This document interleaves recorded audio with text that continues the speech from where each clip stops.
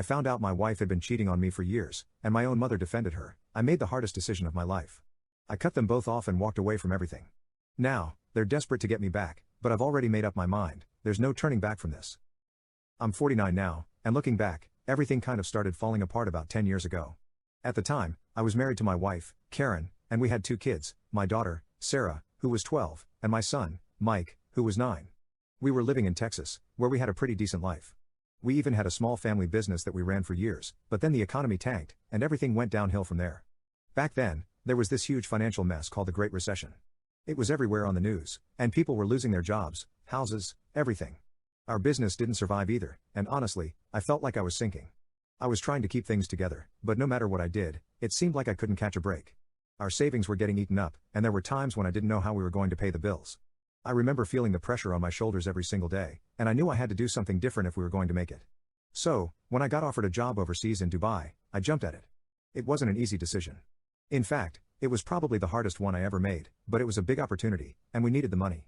I remember sitting down with Karen and telling her about the offer. I told her it was the only way to get us back on our feet, and she seemed to understand, but there was this look in her eyes like she wasn't entirely convinced. At the time, I didn't think much of it.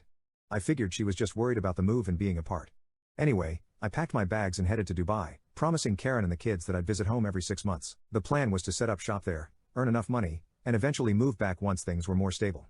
I wasn't happy about leaving, but I kept telling myself that it was for them, that I was doing the right thing, trying to be the good husband and dad, taking care of the family and all that. The first few months were tough. Dubai was a whole new world, different culture, different everything, but I threw myself into the work. I worked long hours, built connections, and slowly things started picking up.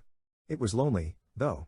I mean, it's one thing to be busy all day, but coming home to an empty apartment night after night gets to you. I missed my family like crazy, and the only thing that kept me going was the thought that one day I'd be back home with them. I kept my promise and flew back every 6 months.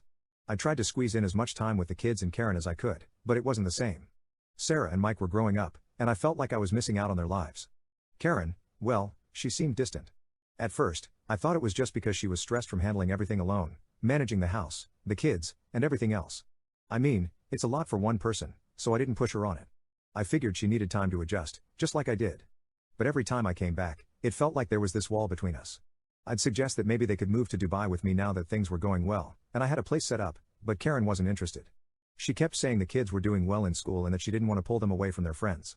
I got it, nobody wants to uproot their kids, but a part of me wondered if there was more to it. Still, I let it slide. I didn't want to cause any more stress, especially with everything we'd already been through. When the kids finally finished high school and started college in Houston, I brought it up again. I figured it was the perfect time for Karen to join me. The kids were grown, and they had their own lives now.